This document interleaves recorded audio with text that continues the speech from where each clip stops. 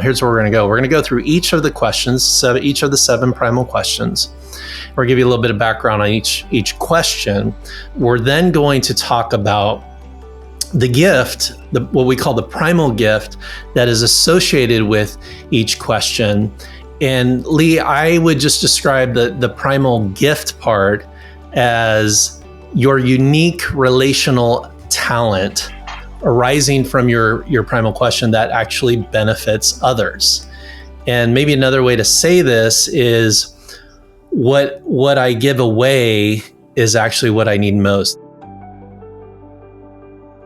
Hey everybody, it's Mike Foster and welcome to the Primal Question podcast. And I'm excited that you're here. Hope you're enjoying these podcasts. Hopefully they're benefiting your life and making you more aware of your core drivers, understanding your emotions, and hopefully improving your relationships and connections with other people. That's what our goal here is at Primal Question, is just to help you to be a better human. And today's topic is going to be another layer to this conversation. And I think part of the conversation that we don't talk enough about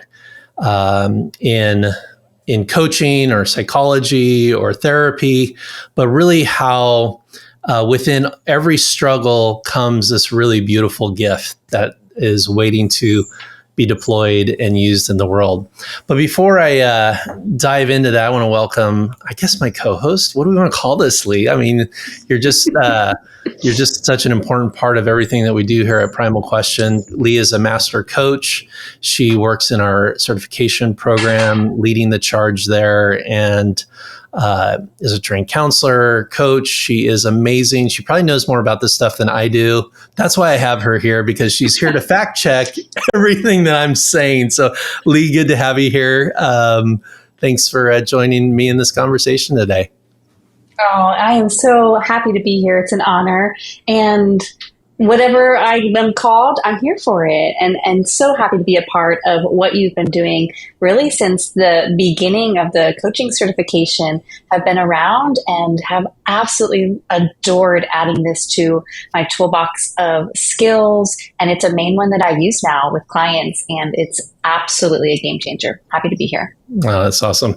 And by the way, you are more than just around. You're leading the charge, Leigh. Let's get honest here. That's you're just such an important part of what we're doing. So today, Leigh, we've done several podcasts up to this point and have heard people's stories and talked to them about their questions and done some other topics around perfectionism and things of that nature. But today, one of the things we were talking about is that we haven't really talked about just kind of the model in general. And for sure, we haven't talked about this really unique part of the model called the primal gift. Yes. I think that is something that even as humans, we can by default think about the struggle, or we call it the scramble, but not so much about, well, where's the good part in this that makes me me? And that's what we're going to chat about today. But before we get into that, Mike, I would love for you to tell our listeners what inspired you to develop the Primal Question model. That's a good question.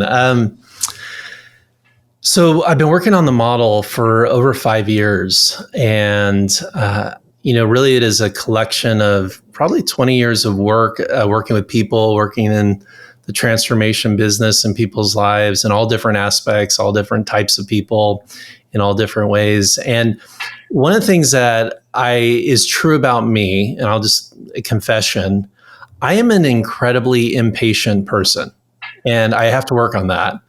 And part of what motivated the Primal Question is my own impatience. And what I mean by that is I think sometimes coaching, human psychology, therapy, these types of things take too long and are too damn complicated. Yeah. And so my motivation has always been, how can we accelerate somebody's growth? How do we get things on track faster? How do we not create dependency, but actually empowerment? And I love all modalities. I think all modalities have a incredible benefit to people.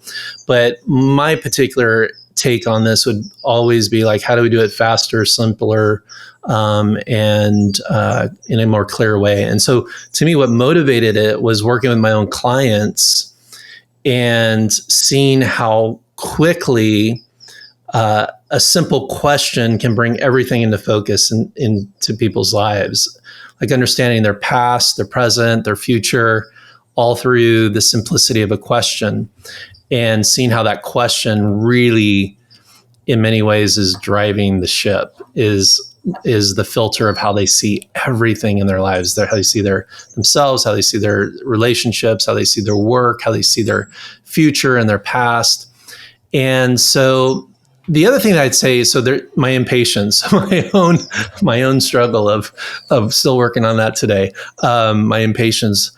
But secondly, the thing that motivates me, and I think has really informed this whole model, is the simplicity. I want things to be simple, and I don't want coaching and heart healing and space holding for people and being with people and helping them where we can, just limited to the professionals. And what I mean by that is we need a lot more heart healers in the world, and we need those heart healers to be empowered with tools that are not overly burdensome, that they could actually use with their friends. And that is the thing that I love about the Primal Question. Leigh, you could probably speak to this too, is that you don't have to get 4 years of training for this. It's not the Enneagram, which has like, I'm still trying to figure that thing out. Love it. Yeah, wing this. Yeah. You don't need an app or something to, and all these kinds of, it's very simple concept that allows all the heart healers, all the people who want to help people in the world, have a really powerful tool that can create really quick transformation. So I love the fact that it's spreadable and deployable into helping the people, the coach, whether you're a coach, therapist, school teacher, mom, whoever you want to help out there. This tool is a tool that can be right there in your hip pocket, and you can pull it out anytime and be very effective with people. Yeah, that is absolutely true. I'm thinking about all of our coaches currently in the certification and the walks of life and past experiences and how they are using this model today speaks to that point. Anyone who has a desire to help others can use this model, because what you said is it accelerates the discovery portion, where I think in therapy, we can spend a lot of time in the discovery, and it takes a while to get to the heart of why things are the way they are, if we even get there, and then to see change. Whereas this model is so quick with the discovery, and then you provide such a beautiful way of like identifying the scramble, and then the gift, which I think therapy can miss often, and then how to walk that out. So simple.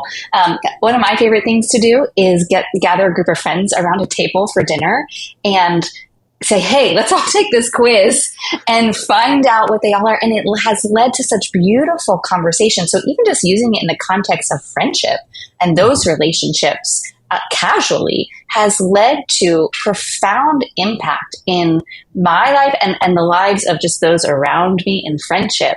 And it's so neat to watch people have aha moments at a dinner table. There's nothing better. And once you kind of get familiar with the tool, and whether you're in the certification program or just read the book or watch some of the videos at the website, and you're like, okay, I got it. I got to understand generally the concept.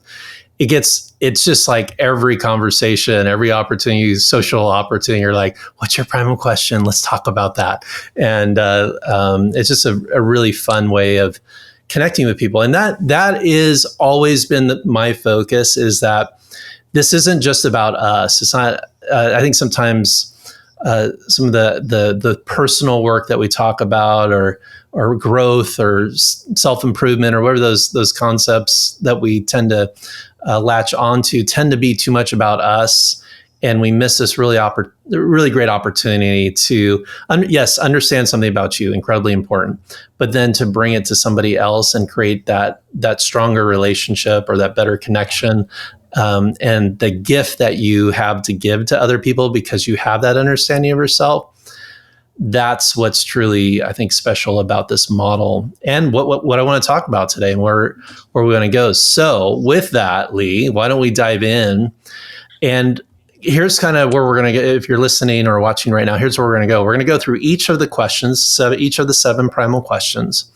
We're going to give you a little bit of background on each question, but we're then going to talk about the gift, what we call the primal gift that is associated with each question. And Leigh, I would just describe the primal gift part as your unique relational talent arising from your primal question that actually benefits others. And maybe another way to say this is what I give away is actually what I need most. And so with the research, in the 5 years of research and thousands of hours of spending time with people and exploring this concept in people's lives, here's what happens, like in the most basic way. We take our primal question and we put it over everybody else that we meet. Like imagine our primal question floating over everybody's head that you meet, or on their shirt across their chest, and there's your primal question, and you see your primal question over everybody else, and you are an expert at answering that question with a yes. And the reason why you're an expert at answering that with a yes is because of this early child imprint of the thing that you needed most in your life is the thing that you've been studying, the thing that you have been working with, the thing that you've been most aware of because you needed it. You now become really an expert in this topic. So for me, my expertise comes in safety because that's my core need. And that's my primal question. Am I safe? And so everybody I see in the world is carrying my question. Am I safe? And so Mike Foster will interact with you and do everything he can to make sure that he answers that question with a yes. And I'm pretty good at it. And that is my primal gift. Now, Leigh, your primal question is, do I have purpose? Question 7. Mm-hmm. So when you're interacting with people, you take your primal question, do I have purpose? And assume everybody you interact with has that exact same question, even though they might have a different one. And you are attuning to them in a way where you're wanting to talk about purpose, help them find their purpose, reminding them of the impact and meaning of their life. That's just how you orient in a relationship. And that's the primal gift part that we're talking about, that we take our question, we put it over everybody that we meet, and then we affirm it with a yes. And it becomes this really beautiful gift that we give. Do you find that happening do you see how you take your question and put it over everything? Everything. Mike, it's actually interesting. When you and I first met, I don't know if you remember this, but I was telling you about something that I do in my life that helps me to find purpose in the everyday. And you looked at me and you said, I would never do that. And it was this profound moment for me to just remember you were not by any means putting me down, but it was more of this realization of, that sounds great, Leigh. I love that. I don't think that I would ever seek that out. You weren't saying that you wouldn't do it because you didn't find it valuable, but you were saying, I would never choose to do that. Thank you for sharing. I should maybe go do that. Because it was just a great realization for me. It's like, I think that everyone needs to do this thing because it gives me great purpose. Therefore, it will give them great purpose.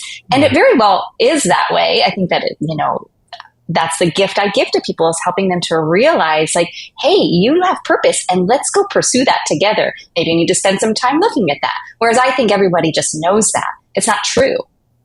Well, yeah. And you bring up a really good point because, again, your orientation around purpose is certainly a massive part of who you are and how you see the world and how you see relationships and how you see your life. But not everybody is in that same frame. There's 6 other questions that As excited as you are about purpose, I'm as excited about safety. And what's really interesting, just a little caveat here, 1 and 7, question 7, do I have purpose? And question 1, am I safe? Are on the exact opposite of the spectrums. So I'm probably never thinking about purpose or needing to have a purpose, which is true. I don't think about that stuff a lot. I don't think about legacy. It's like, that's what I'm saying. Leigh, good for you. I'm so glad that's important to you.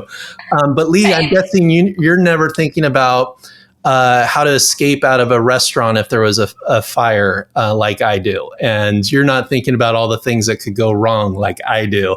And you just see it in a very different way. And so that is a really important realization that we need to have, is like how strong and how big of a part our primal question plays in our life, and that theme of purpose for you, safety for me, love for a Q3, success for a Q5, whatever that theme is, it is unique to you, and it's a gift that you can bring to a lot of people, but not everybody sees the world through that lens.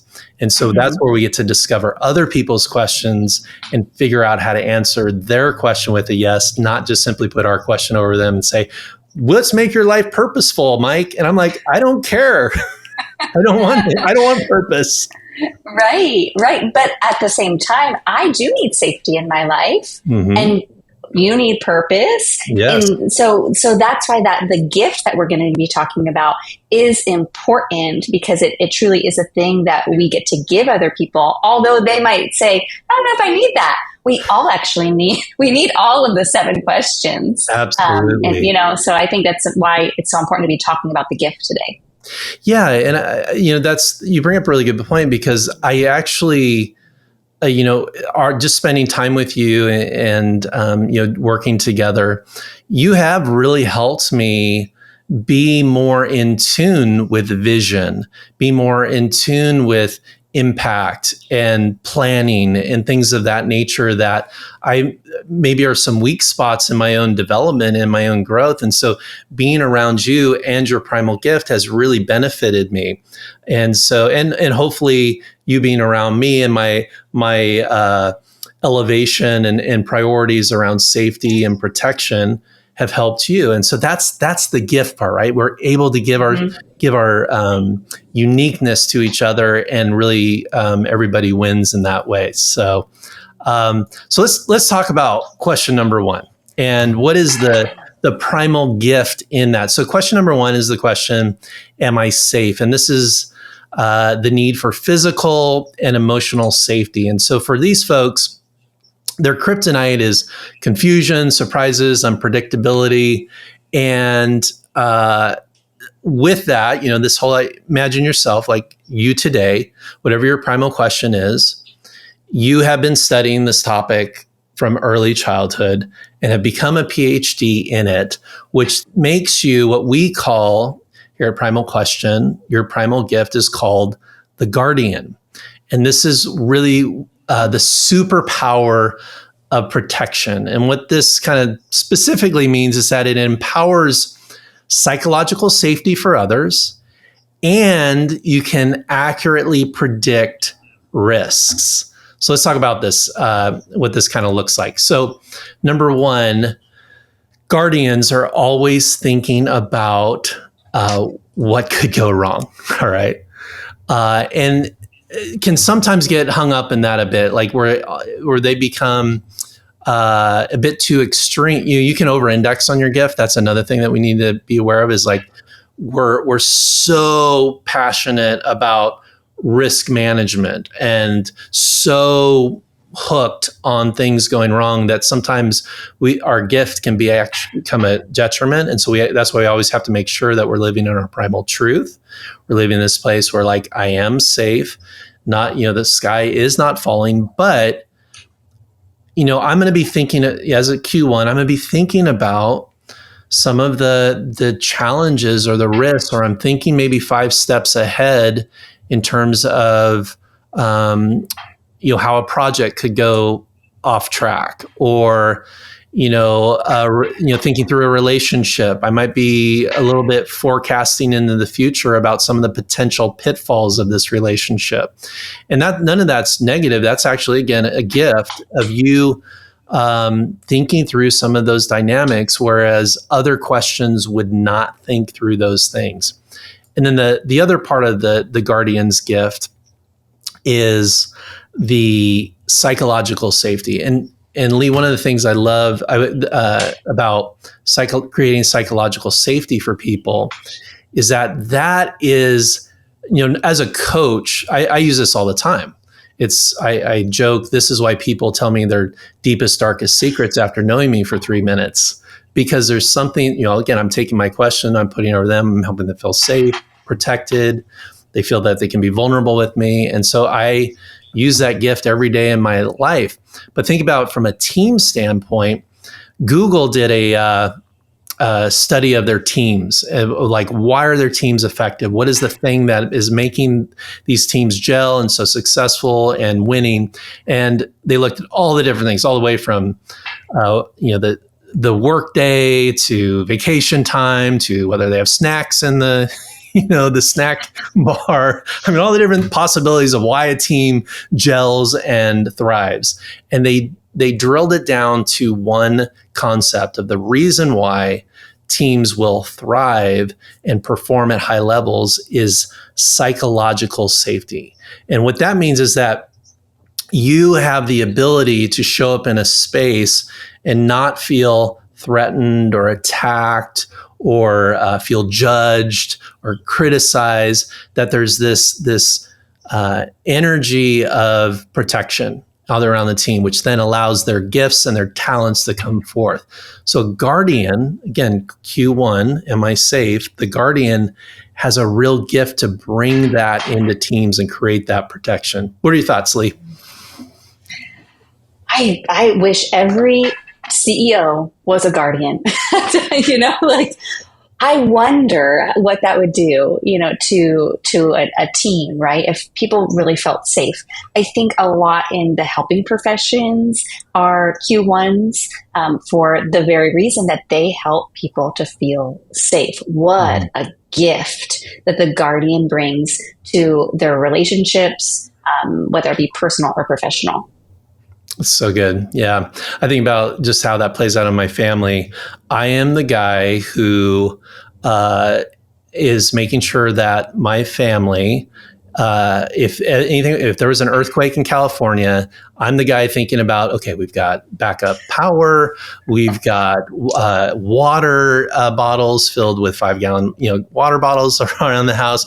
Like, we're going to be ready. My wife is not thinking about that. Okay.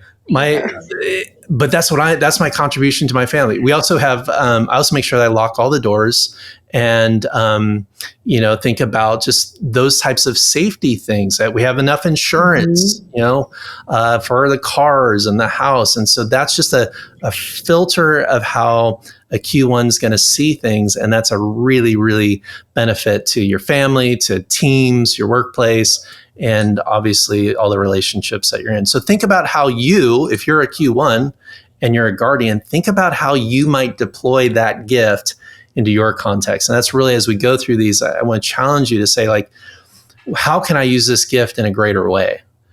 Stop denying the gift. Let me name the gift and then figure out how to give it away. All right, let me go to question number 2. Am I secure? And this is the core need for financial security and connection. And the kryptonite here, and when I say kryptonite, this is the thing that will immediately send you into your scramble. It's like shaking your emotional snow globe and get you really upset internally and emotionally, is financial instability. So people with this particular question are very sensitive and tender and aware of resource, money, having enough money. And when they get a yes to their question of, am I secure? They're feeling good. Okay, bank account's looking great. You're feeling good. Investments are up. Fantastic. But if, bills are tight, surprise, the car breaks down, transmission goes out, and you got a $3,000 unplanned bill, all of a sudden you're in your scramble. And so the superpower, the primal gift that comes out of this particular primal question is what we call the provisioner. And this is the superpower of creating financial stability. And so what these folks tend to do is they have this incredible ability to create stable environments, often financial, for others to grow and flourish. Now, this is different than safety. Okay, this is where safety is really just about protection. The provisioner is thinking about resource and money. Okay, creating, it's almost like a tree. They're this tree, and maybe they're like a money tree, and they have this ability to like help everybody benefit because they're thinking about the bottom line. They're thinking they're the ones making sure that the car doesn't run out of gas, metaphorically. And so whether that's a team, whether it's a family, they're creating these really stable environments of resource so that others can benefit and thrive in their own lives. So you want to hear a story about somebody whose primal gift is the provisioner? Yeah, I'm going to play a little quiz for you. So I'm going to see if you can guess who this is. So he's bald. Okay. He's one of the biggest movie stars in the world. Okay. As soon as you tell me, Leigh. He was Ben Affleck. Like that's it. Is Ben Affleck's bald? I think he's bald. I think so. He's got his own sports line. I don't know, Mike. This is going to give it away. Okay. He used to be a wrestler. Hulk Hogan? No, that's not it. Oh, The Rock. There you go. Ding, ding, ding, ding. Yeah, he's not. Leigh, people are listening right now and going, I know. It's The Rock, Leigh. It's The Rock. You know what? This is not my gift, clearly, is trivia. The Rock. Yes, makes sense. Totally unscripted, by the way. I should have prepped you so that was totally real time quiz. But yes, The Rock. And one of the things that I love about The Rock is, you think like, why is The Rock The Rock? What is the filter that The Rock thinks through? Is it about success? No, it actually isn't about success.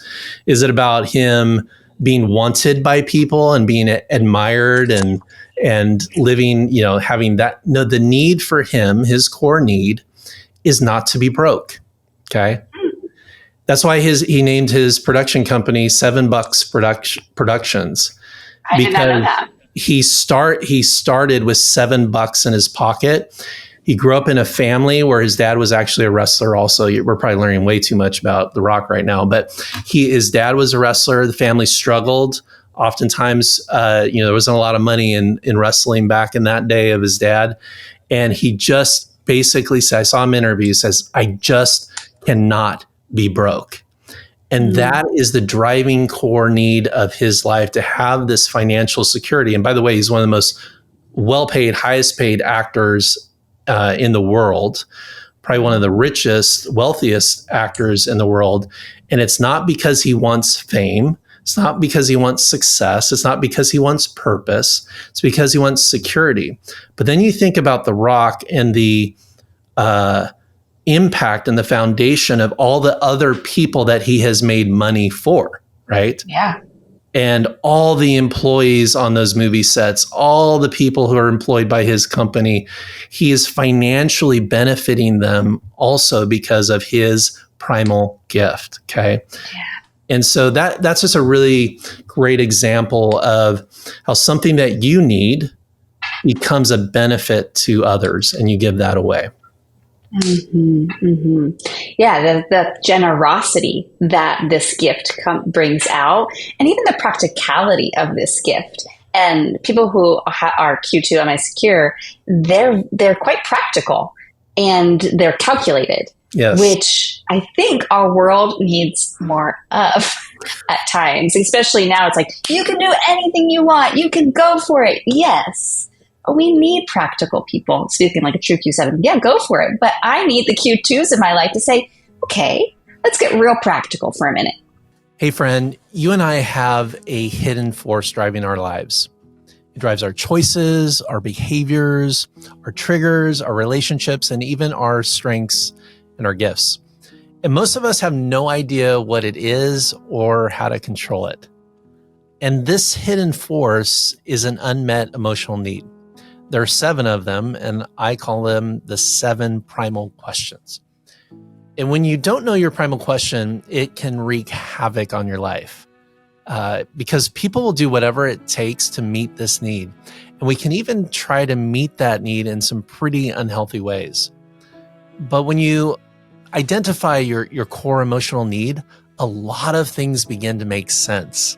And you'll have the clarity to meet emotional needs for yourself and others in much healthier ways that have far-reaching effects on your life and your relationships.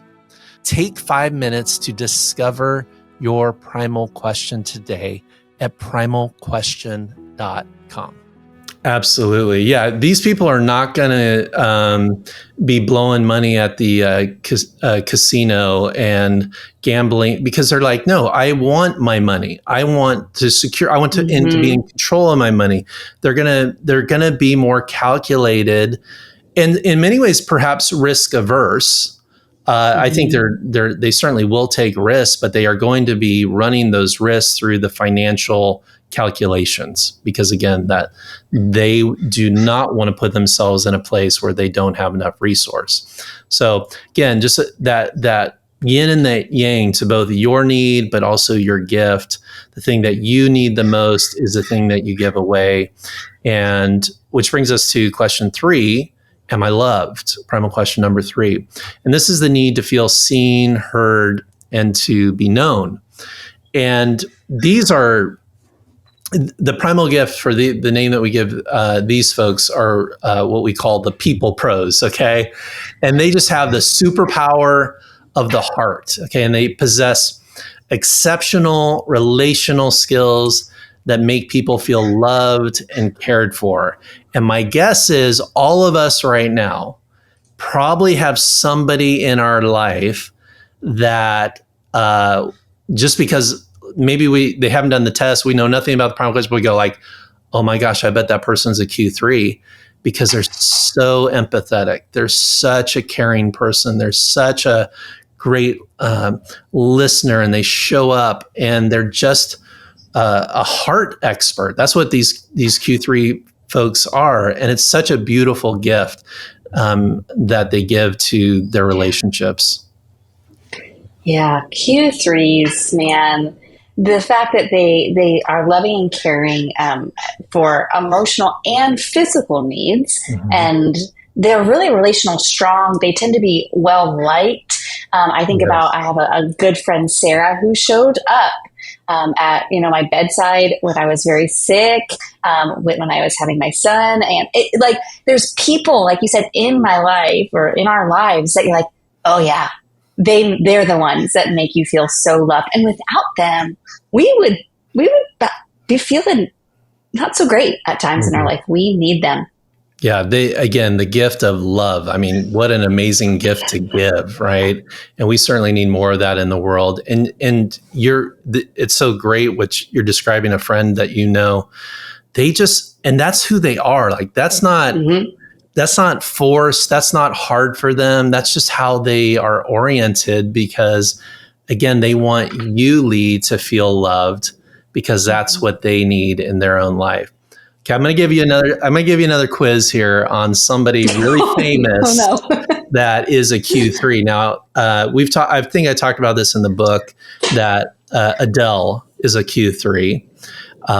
And you see her primal gift being played out in both her music, her songwriting, lyrics, songs all about love and relationships. But you also see it in her relationship with her fans about, I have seen multiple clips of her show in Vegas, and she has this whole thing where she goes out into the audience and literally sings to the individual. And she just wants to have this connection with her fans and just loving on them. And they feel so connected and close to her. And she is just a people pro. And that's, I think, why so many are drawn to Adele. But there's somebody else who's really famous, even more famous than Adele, who is a Q3 and would fall into the primal gift of being a people pro. So I'm going to give you a couple. I'll give you a couple clues here. Okay, so she had a very, very public divorce. She is royalty. Okay. She has 2 sons. Princess Diana. There you go. Okay. So let's talk about Princess Diana for a second. So first and foremost, you think about what is the thing that threw her into her scramble, like shook her snow globe like nothing else. Well, here's what it was. Being in a marriage where her husband loved another woman. Okay. That would do it. Yeah. That would do it. And if you look at all the emotional dysregulation in Princess Diana's life, it's because she knew she was not loved. She got big no's through that entire marriage, that entire relationship, which sent her into her scramble. But now we're not here to talk about the scramble part. We're here to talk about the gift. And one of my favorite stories about Princess Diana and her being a people pro, she was on a flight. This was after her divorce from Prince Charles. Leigh, sometimes I think when I'm talking about Princess Diana and Prince Charles, I'm like, people know who these people are, right? Because it feels like a whole different generation. We're like, who are these people? Well, Princess Diana was a very important woman. And because of the crown, people know this generation. Yeah, that's right. The crown has saved us. So that brings it into the modern day world. But she was on an airplane, and this was after the divorce, and she did a ton of humanitarian work. Okay. So she's flying around the world, helping people, helping the less fortunate. She did a lot of work around AIDS and war-torn areas and helping children. And so she's on a plane flying to an event. She's in first class, a commercial flight, and she's with her team and her bodyguard. And the curtain to first class is closed. And then there's, the coach where the rest of us sit, non-royalty sit. So she is hearing this woman back in coach, and the curtains cracked a little bit, and she's seeing a mom struggling with her baby. The baby is just screaming bloody murder, is very upset, crying. And Princess Diana looks back, and she's obviously connected to that. She cares. She's empathetic. She's this people pro. And she looks at her bodyguard and goes, can I go back there and help? And the bodyguard's, no, we shouldn't do that. That would cause too much of a scene. It would perhaps create a security issue for you. And she just goes, no, I'm going back. So she flips back the curtains, stands there in front of all those people in coach. You can just imagine their reaction. Yeah. Walks up to the mom and she says, hey, can I help you with the baby? I have some room up in first class. I can walk the baby around. And so the mom hands the baby to Princess Diana, this crying baby, okay, throwing a fit, hands it to Princess Diana. She goes up in the first class and starts walking the baby back and forth. The baby falls asleep in Princess Diana's arms. Princess Diana takes the baby back to the mom. The mom is now weeping and crying. This is so moved by this act of love by this incredible woman, Princess Diana.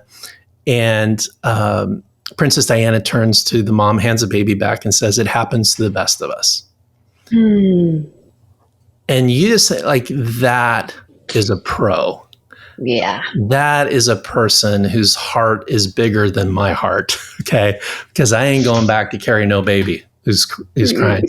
But that's how this primal gift gets expressed in relationship, in connection, of seeing people's pain, empathizing, and showing up big. And what a powerful primal gift that is.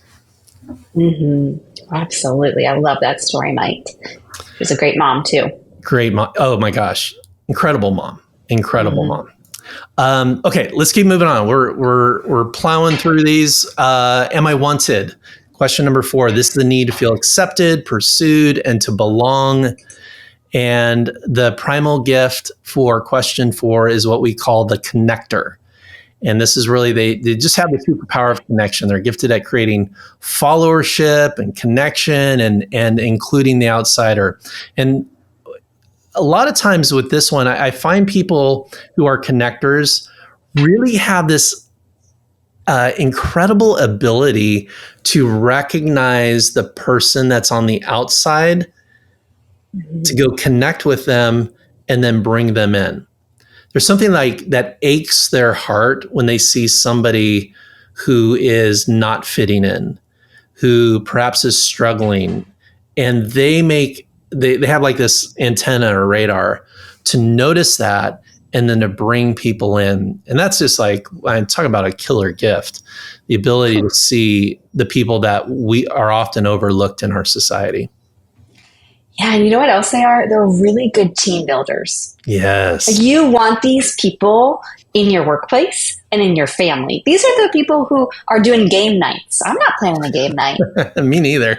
I don't even know if I'd come if they really wanted me there, because they really want to build team. They want you to feel wanted. You know, Q4, am I wanted? They want everyone to feel wanted. It really is a powerful gift. And you think about this in the workplace. I always say, like, when I'm teaching businesses or working with teams, I say, hey, listen, if you're needing to launch something or start something or create, get people together, your Q4s are going to be the people who do that, because they have the power to convene. People are naturally drawn to them. Again, they're connectors. They're great leaders. Like they can lead people. People will follow them. You don't want a Q1. I'm not your guy on that. Like I do not know how to do parties or get people together. I was thinking about if you were to have a block party and get all the neighbors together, I would have nothing to contribute to that project whatsoever. In fact, I probably wouldn't even come, because I'd just be like, I don't want to risk getting to know my neighbors. But 4s are like, they're relational. Bob Goff is a friend of mine, and he is a Q4, and he is like the epitome of connection. He makes everybody feel like they're his best friend, because he really believes that everybody is his best friend. And what a gift it is to just the gift of inclusion, the gift of welcome, the gift of you can be a part of what I'm doing is really powerful. And so if you're a Q4, think about how you might use that in your context, whether with your neighborhood, with your church, with friends at workplace, to the outsider, go deploy that gift.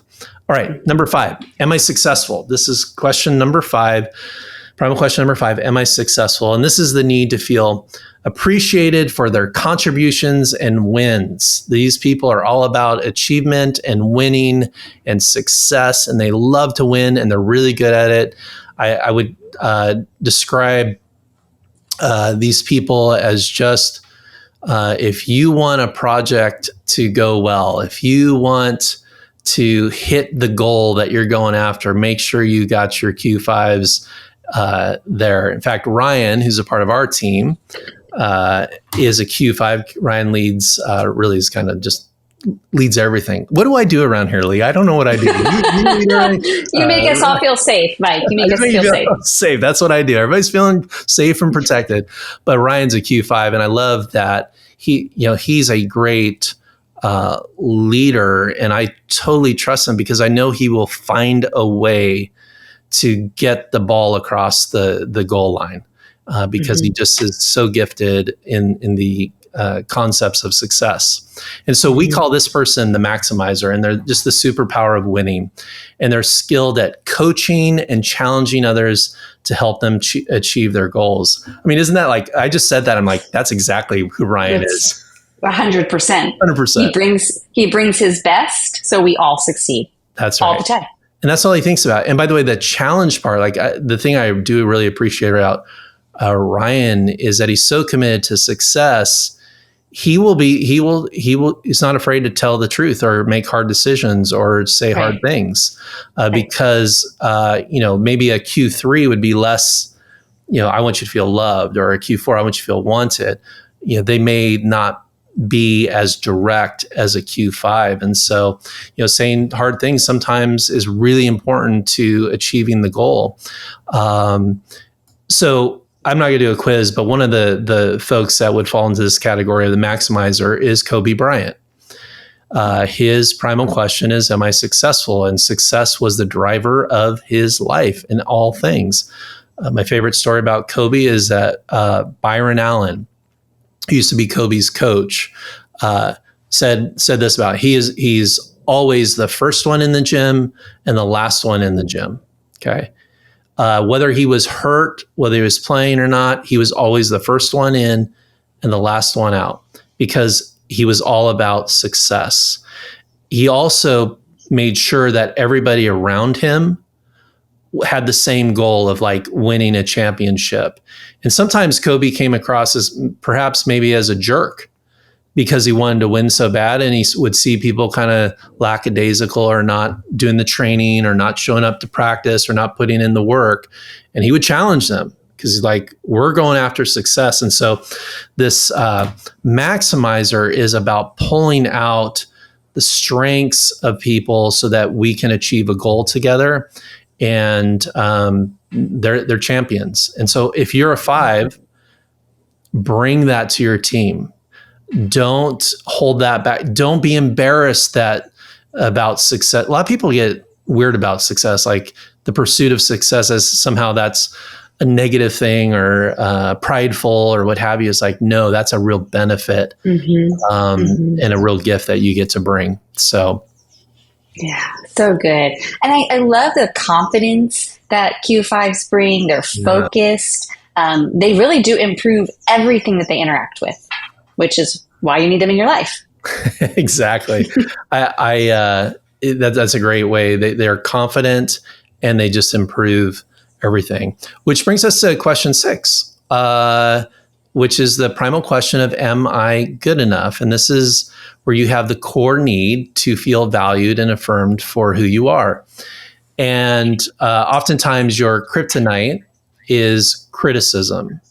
This can often land, criticism or feedback can often land and feel like judgment, and can often feel like a no to your primal question of, am I good enough? But here's the primal gift of that particular question. And it's a great one. And it's what we call the value creators. And this is the superpower of maximizing value. They also tend to be very high achievers who unleash just massive value in projects and people. Now, this is different than a 5. Like when we were talking about 5s, it's about success, right? It's about winning. It's about achievement. That's not the way a 6 is going to be thinking about this. The value creators are looking just to unlock value, seeing people and resource and perhaps gifts within people that everybody is missing. A 6 can actually find the value that can be harvested in that person, and it's a really beautiful gift. And I'll tell you, I work with a lot of 6s. There's some of the most excellent high achievers, high performers I've ever met, because again, they do not want to feel like they are flawed or not good enough or they don't measure up. So they tend to have this like just approach that says, I'm going to create a lot of value for myself, I'm going to do really good work, but I'm also going to help others unlock the value that they can bring to this team or to this relationship or to this friendship. Yeah, I think I want to be stuck on a desert island with the Q6. Yes. Because they would see all the possibilities. Yeah. Nothing would really be off the table. They would maximize the coconuts. Like we would have a boat very quickly because the Q6 would see everything for what it could possibly be. Yes, so good. The picture that I always have in my head around a Q6 and this the value creators. It's like, imagine a block of stone, and they're the ones that take the hammer and the chisel and can take this block of stone and turn it into a beautiful sculpture, and they can knock away all the unnecessary stone and actually forge and create something out of this rock. They have this real incredible ability to, again, unlock value in things that often are overlooked by other people, but value creators see it, they see the opportunity, they see the potential, and then they harvest it for the benefit of both the person and those around them. So incredible gift. All right, last question. And Leigh, this we're going to need your question. Here it comes. So again, question 7, do I have purpose? And this is the need to live a life of impact and meaning and significance.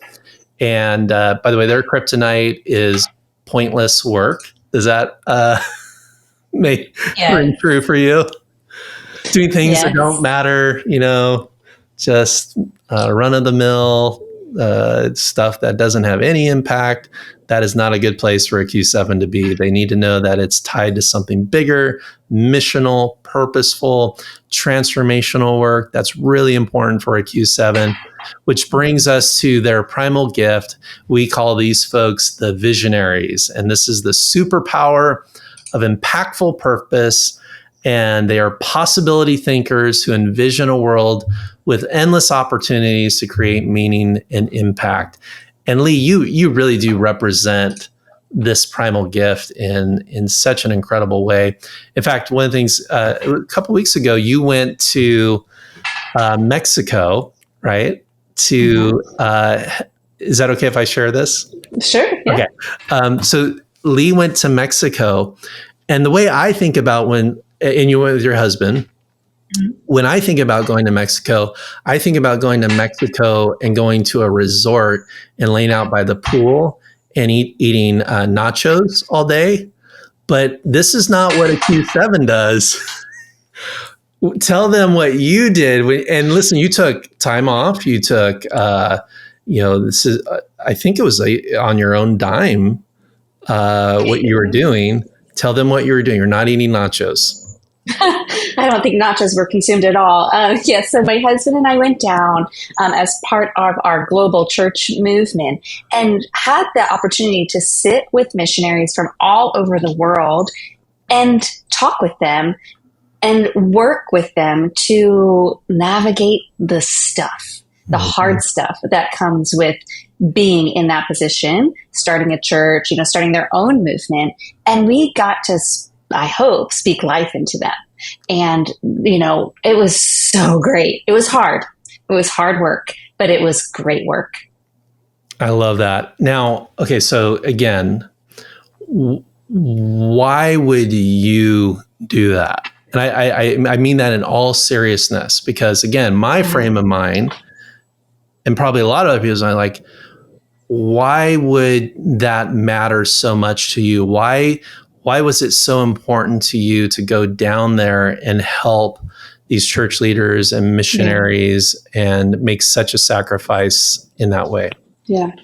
Well, because doing that, and if they're even a little bit healthier, right, then the movement that we help to promote, like, it can be healthy. So it all comes back to creating impact in their lives so that they can then go impact their city that they are doing, the same work that we are helping them with. They're going to be able to expand it to the world. Yeah, that's so good. Now, listen, if you are listening to this or watching this podcast, I mean, just that answer, you can see the visionary perspective that Q7 in Leigh, and how she talked about that, about impact in the world. And language of that nature just says, like, this is the thing that you care about the most.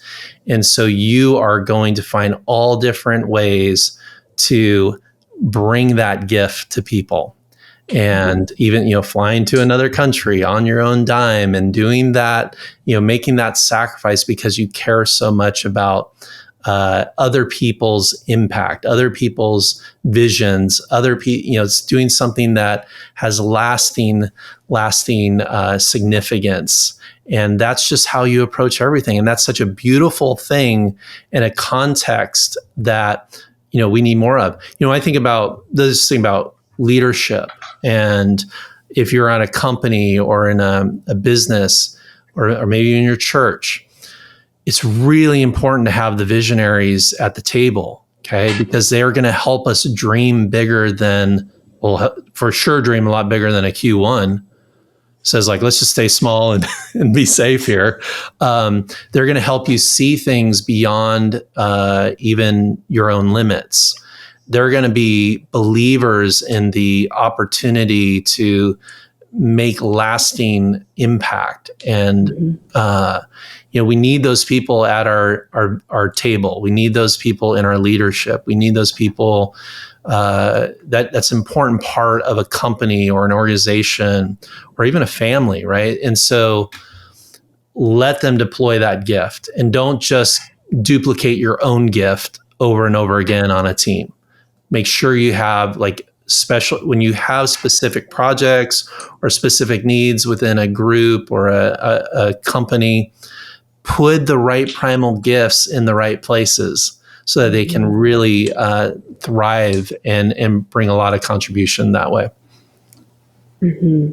Yeah, absolutely. I think if every business knew the employees' primal questions, what an opportunity that would be.